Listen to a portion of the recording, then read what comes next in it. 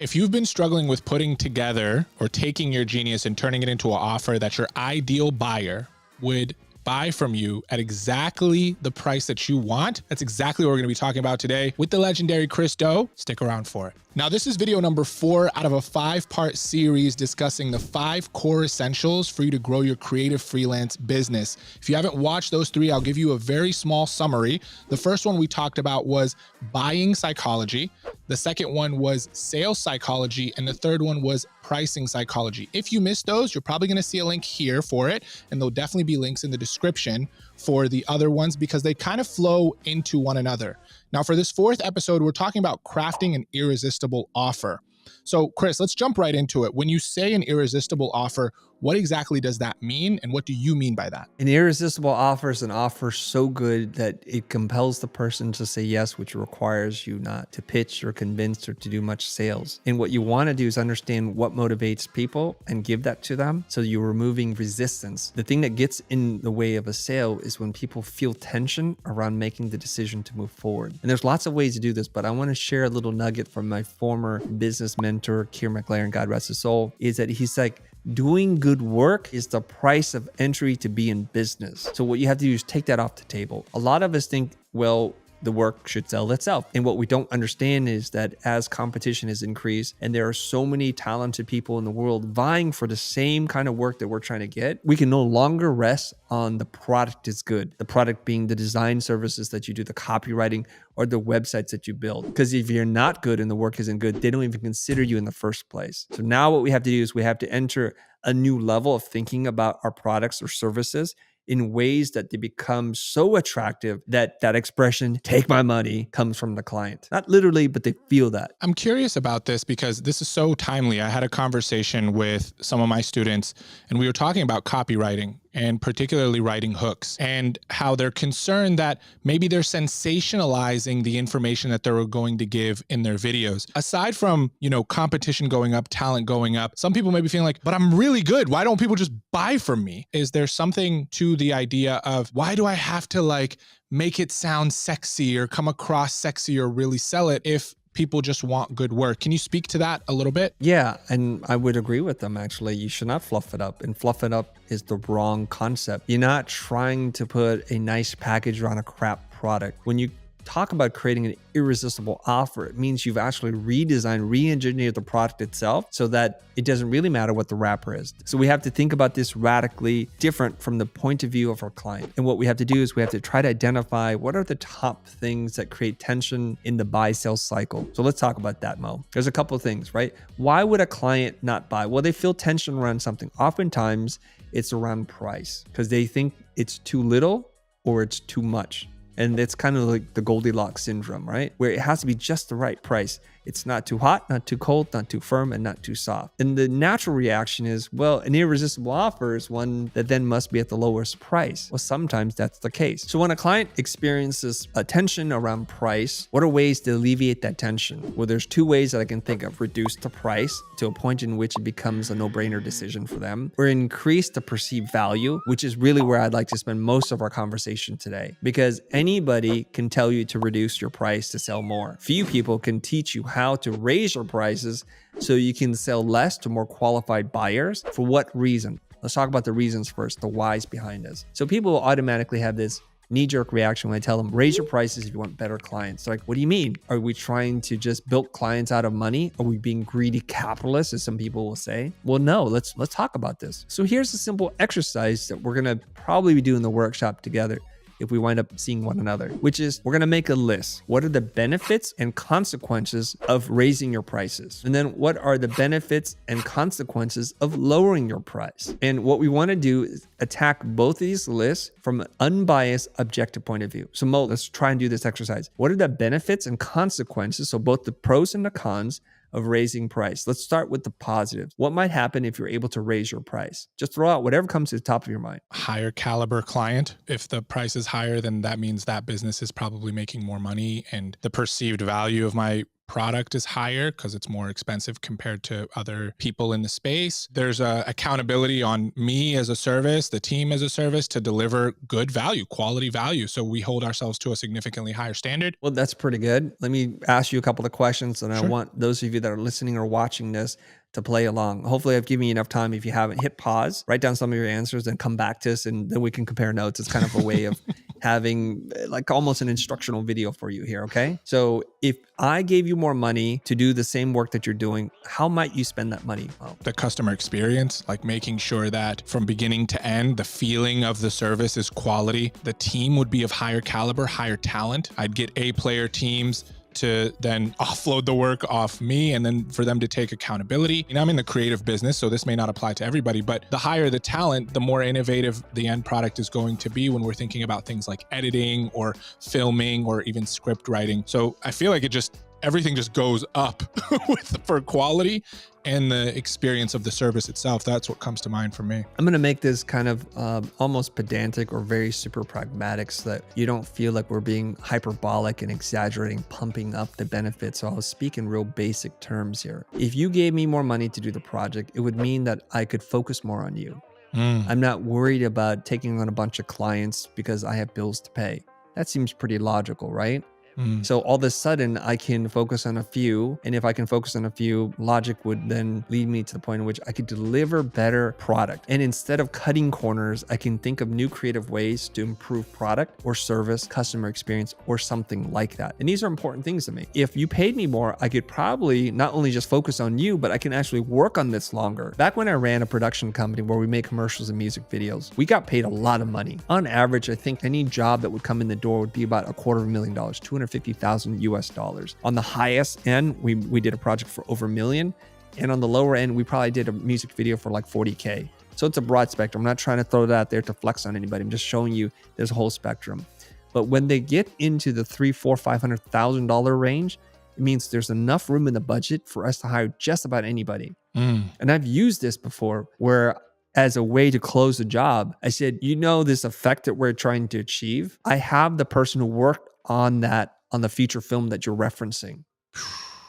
I have that artist on tap and we've worked with them or her before, and they're going to do an amazing job. Imagine like how that would make you feel. We talked a little bit about this in the buyer psychology, which is we buy things because it gives a sense of status. Imagine if you could tell your coworkers, we hired the team who hired Roger Deakins, the cinematographer, who shot XYZ movie. They worked on our spot. I mean, imagine if you had not just A players, but world-class, best of breed all-stars working on your team. Yes. And what would that do for us? Well, if you have the best people, you have a higher chance of doing the best work. Right. Not always. We know this. Right. You don't always get a We Are the World song with the best artist. Sometimes you get a piece of crap song. And if we look long-term now, not only did you make your client look really good and proud that they made this decision to hire you, they get to tell all their friends they worked with the best people in the world, which gives them status. But also it means that the next time you go out to get a piece of new business, you can use this as a shining example of what you're capable of doing, the potential of your creative output. And that's worth a lot. But let's say you spend none of the money on trying to improve anything,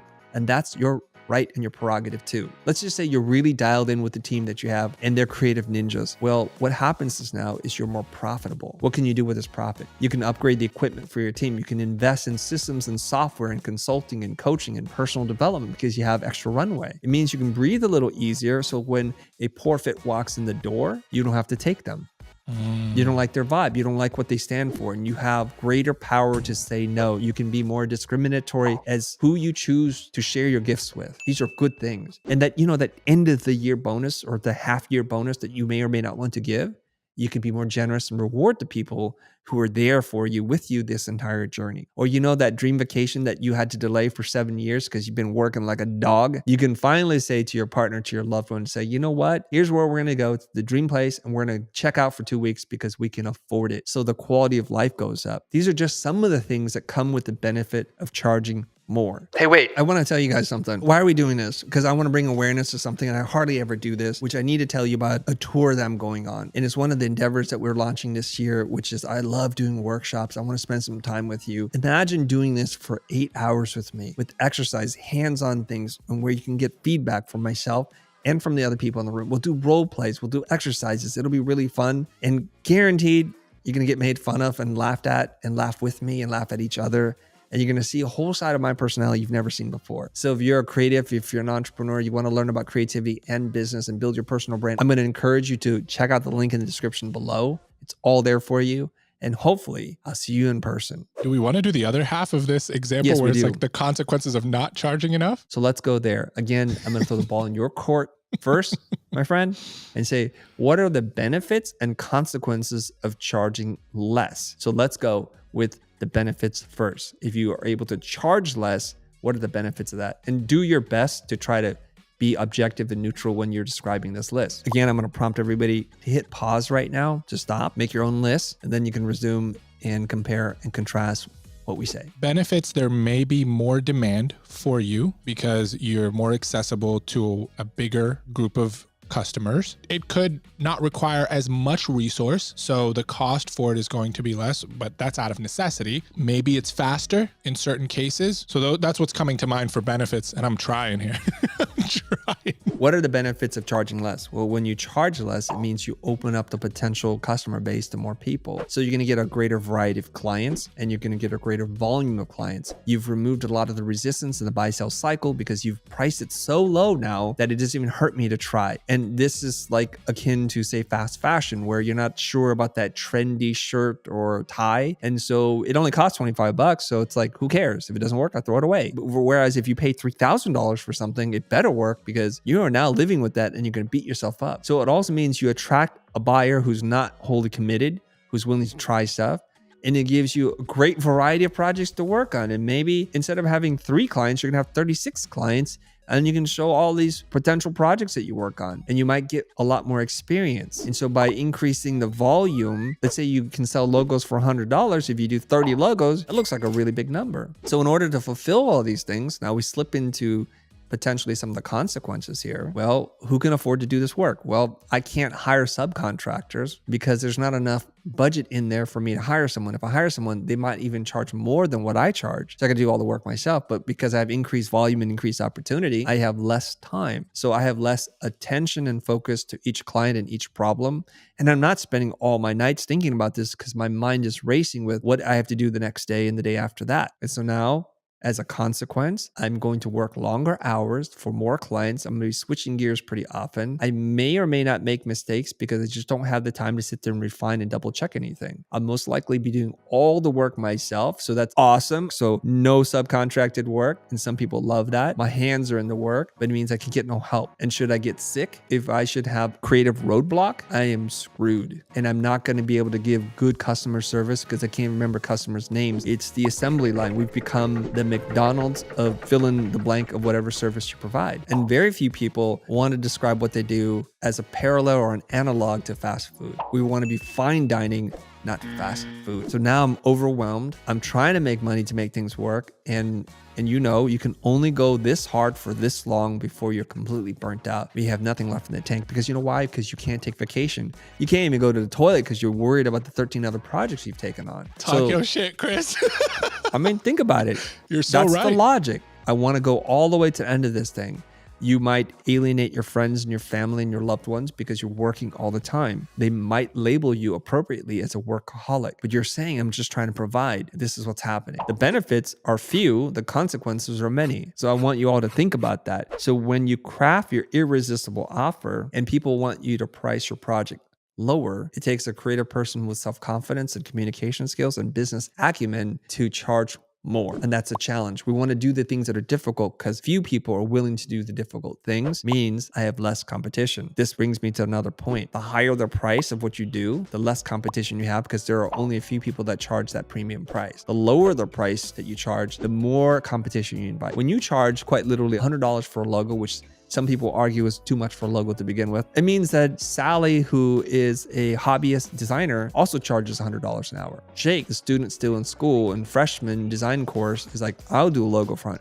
So you're inviting a lot of competition. And at this point, you've educated your customer to buy based on price, not on value. Yes. To buy based on price, not on quality. So how can we do this? Because you're sitting there thinking, great ideas, Chris, just charge more. We've heard it, blah, blah, blah. It's all you talk about, right?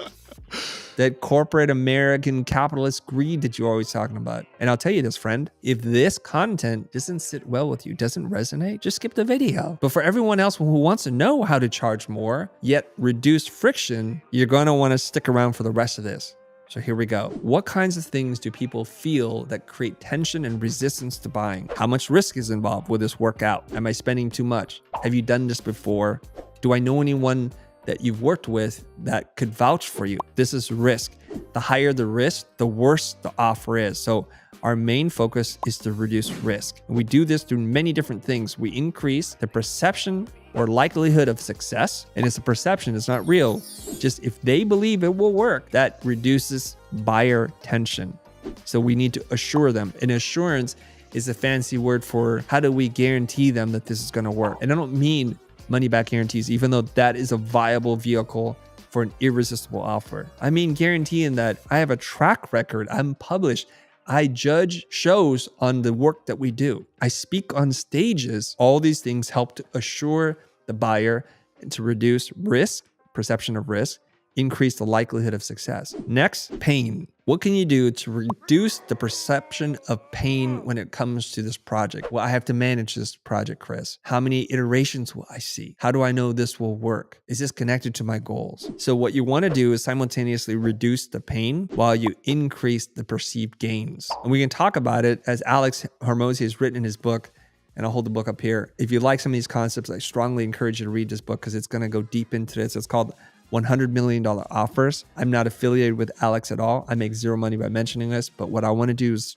share resources and source material so that if you want a deeper dive, you'll go here. The other thing that you want to do is you want to look at effort and sacrifices Alex writes about in his book, $100 million offers, which is how much effort do I have to do as the buyer and what will I have to give up, sacrifice as the buyer. So if you take this to its logical conclusion, it should sound like easy, instant. You don't have to do anything. Results are near instant. As close as you can get that to design your offer, the more likely it is that you have an irresistible offer. So let's break this down and give some examples, okay? I know one of the things among the many things that you do is you create video content for social consumption to help authors, thought leaders, and business people to grow their presence online. Yes. So let's try to imagine for a minute, I'm a buyer of that. I'm an author or a thought leader. What are the potential things that I have to do in terms of effort and sacrifice? So we want to reduce both effort and sacrifice because more effort and greater sacrifice means lamer offer. What can you take off the table to reduce my effort? So coming up with the ideas, topic ideas, editing the videos, you definitely don't have to do that, nor should you. We presume. Posting, scheduling, monitoring the content across social.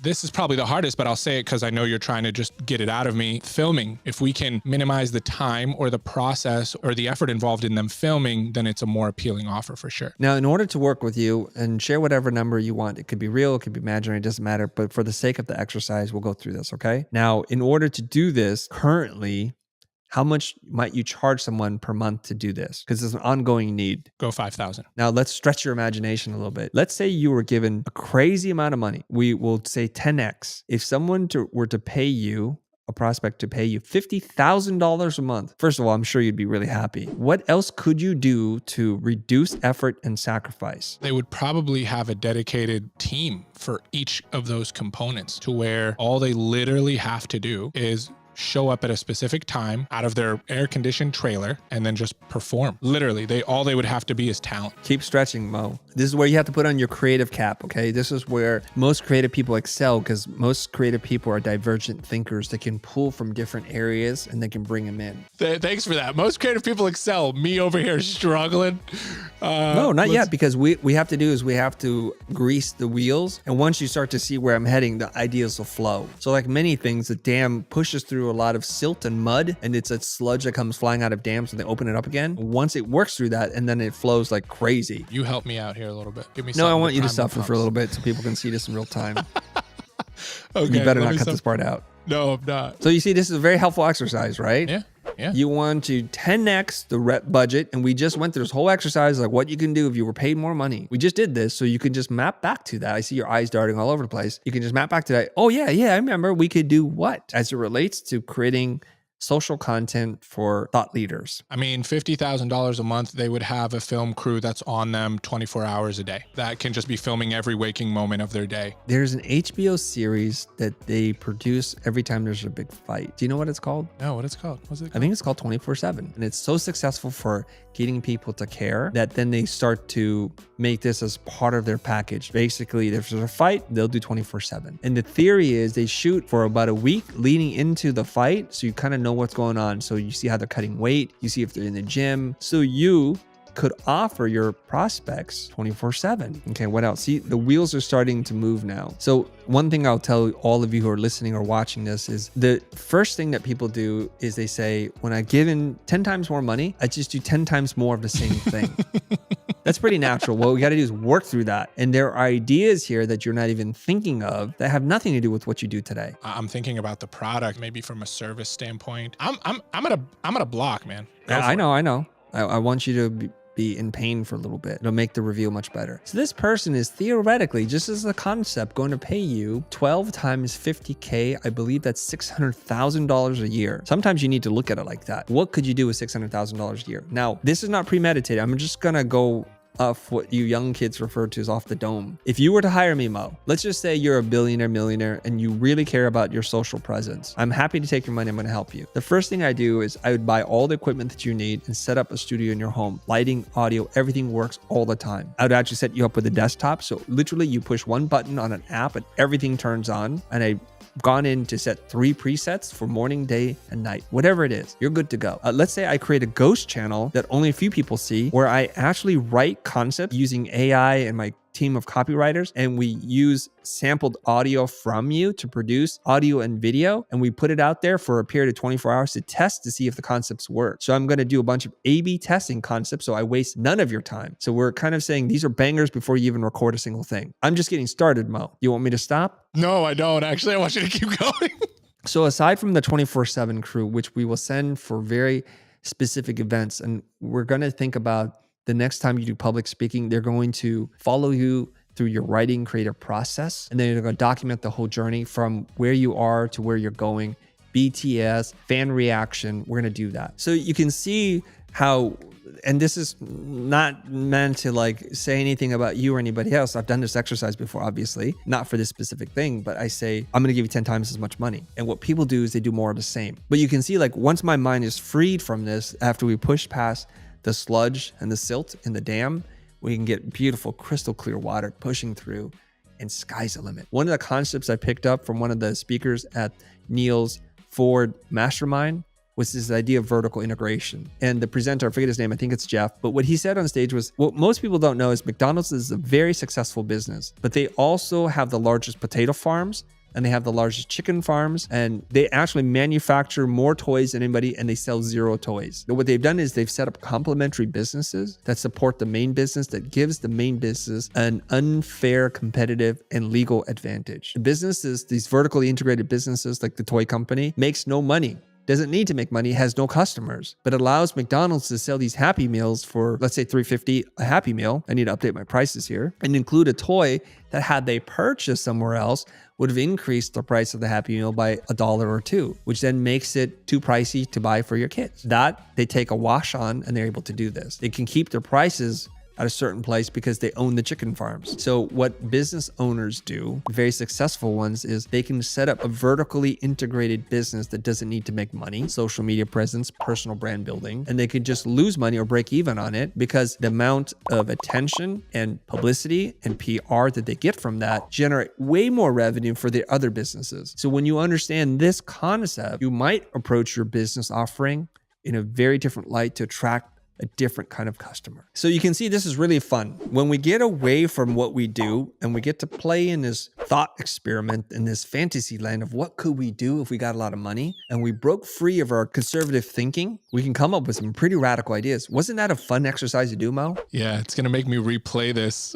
alongside the team to just figure out certain things to improve the business. So now we have potentially 2 services to sell to a client, which is one, what you do right now for $5K. Which sounded pretty good. One that we can sell to a different kind of client for $50K. So guess where we're going? We're going to do the 10% rule now. We just tried 10x, we're going to go do 10%. So now if you only had $500 as a budget to help people with their social content, what could you do with that? Let's try to design some options. Go ahead, Mo. Still editing, probably with a limited quantity of output. If you're already filming, so say that you are someone who maybe does podcasts or you do a lot of coaching calls, then we could repurpose existing footage to then edit. So the repurposing is a piece of it. And then schedule for you with a limited quantity of output for the month. You've done exactly what I wanted you to do. So this is brilliant. This is not meta. By the way, so everyone's watching, this is happening in real time. We did not prepare this. Like, I'm actually sweating having this conversation. Show us your pits. No, I'm just kidding. So what a lot of people do is they assume this is scripted because it goes a certain way. And then I say, thank you that you thought it was that good that we scripted this whole thing. I'm just taking notes right now just to show everybody hands in full transparency. I just have notes and I'm just writing down thoughts, right? So let's quickly recap. You had a $5,000 offer. We went bananas with the 10X offer. And the first thing that you do is you just increase the amount of what you do to come up with your 10X offer.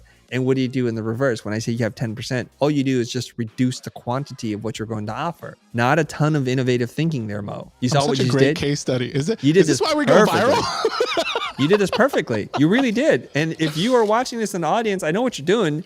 You're screaming at the screen, Mo, say this, say that. But here's the thing that you don't understand. When it's not you in the hot seat, your brain is really clear. You know how you watch like design competitions? I could do that. And they put you into design competition and you suck butt. You totally suck, right? Why? Why does that happen? Because adrenaline, accelerated heart rate, perspiration, the idea that you're under the spotlight, everybody's watching, it makes you second guess. So this is a pretty normal phenomenon. So we did the exact same thing. We just reduced the quantity, and that's not the answer either. We must be innovative. And I think what happens is we have to fight the instinct to self-sabotage. When you hear $500, you're like, this sucks. I don't want to do this. So you'll generate ideas that suck, that express that you don't want to do this. And truth be told, how many videos can you edit for $500? How much content repurposing can you do? How much post-scheduling media management can you do? Nothing really. So you have to break the mold. We've heard of the concept of neural plasticity. I think neural relating to the brain, and plasticity is how far it can stretch and mold. As we've learned, the older you get, the more rigid you become, the less neuroplasticity you have. And there are ways that you can do this to remain an innovative thinker. They'll say simple things like take a different route home, to try to do something with your non-dominant hand, to walk backwards up the stairway because you're building new synaptic nerves in your brain so it doesn't die on you. So thinking outside the box is not only good for your company, but it's also good for the preservation of these parts of your brain that you want to activate. So we know that there are constraints. It's very good to understand. Problem solving is understanding constraints and resources. So your constraint is $500. How can you make money in this modern world of $500? Well, depending on where you're from, let's assume that doesn't buy you very much. So the only way you can make money is to do it in volume, which is a constraint. And the only way I can do volume is I create something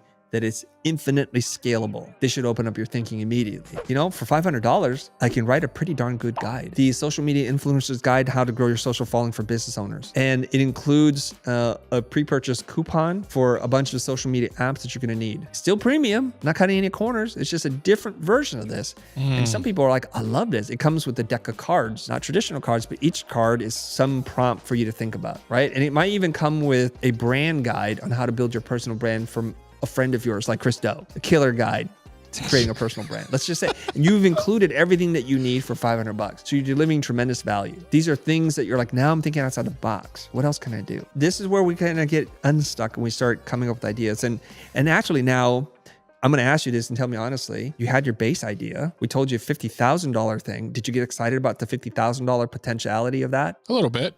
Just a little bit. It would excite me a lot. Like, wow. If a client really gave me $50K and committed, I'd be so excited. I'm gonna ask this question. Is time money? Is this a trick question? Yes and no. It depends on how much value you place on your time monetarily. That's my answer. I'm asking for yes or no and you're giving me a non-answer. Is time money? No. So I think it's a truth. Time is money, but not the way that you think. That's why I said it is and it isn't a trick question. Okay, everybody, is time money? Let's pause right now and write in the comments your answer. Is time money, and say why. So you can say time is not money because, time is money because. That'll help us with the algorithm. I appreciate you. Let's get back into the episode. Time is money. Yes. This is why people charge hourly. Time is money. So my time is worth money. And they say, well, I should charge $50 an hour or $100 an hour. So they try to raise the price of what they charge hourly for. And this is what people like to argue with me when I say trading time for money is a fool's errand. And when you do that, you're punishing innovation. You're being punished for being good. Because when you sell units of time, you are incentivized to sell more time and not more results. No clients I know buy your time, they buy a result. I don't really care if it took you 10 hours to fix a hole in the wall. In fact, actually, if you take too long, I'm kind of upset. So why am I saying this is true then? Because you know I don't believe in this. So people say, well, just keep changing your hourly rate, Chris. But conceptually, it's a flawed concept. It doesn't matter how much you scale it up or scale it down. You're still exchanging time for money, which means the unit of measurement that is important is time. And very few people buy your time. Okay, get ready. Here's the big twisteroo on you, okay? Time is money, not your time, the client's time.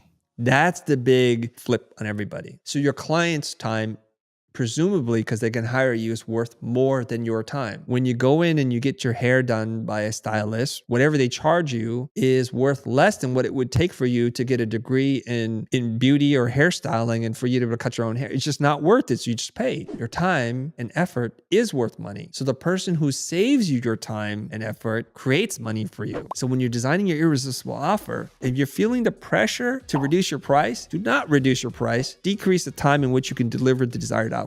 If nothing else, how do you think Amazon destroyed everybody? They got you your package in hand in a remarkable amount of time through a lot of logistics and programming, automation and optimization that no company can compete against. And the better they get at it, the harder it is for someone to compete. Now, I love B&H and they're based in New York. When I order a camera, I want to order from B&H. They're good people. It takes a lot longer to get it from B&H because they don't have all the robots and inventory. Amazon looks into their system. They say our warehouse in Northern California already has it. In fact, we have one in LA. We can get it to you same day. Nuts. Nobody can do that. So Amazon has created customer loyalty, even though you might not think of it like that, but customer preference, because they've been able to shorten the period in time in which it takes to get something. In some instances, I feel like it's more painful for me to get in my car, to drive somewhere, to buy it, to go back home versus hit one button, it'll be here. So fast. So true. So think about how you can deliver your product faster. Not deliver an inferior product, but to deliver the same product or the better product in less time. What can you do to reduce perceived risk and increase perception of success? There's a whole host of things you can do. And when you do that, you want to package all of this up. And now you have 3-tiered pricing. You have your $500 option, you have your $5,000 option, and you have the Ritz-Carlton option, 4 Seasons, $50,000 white glove. I'll give you a back rub while you're at it.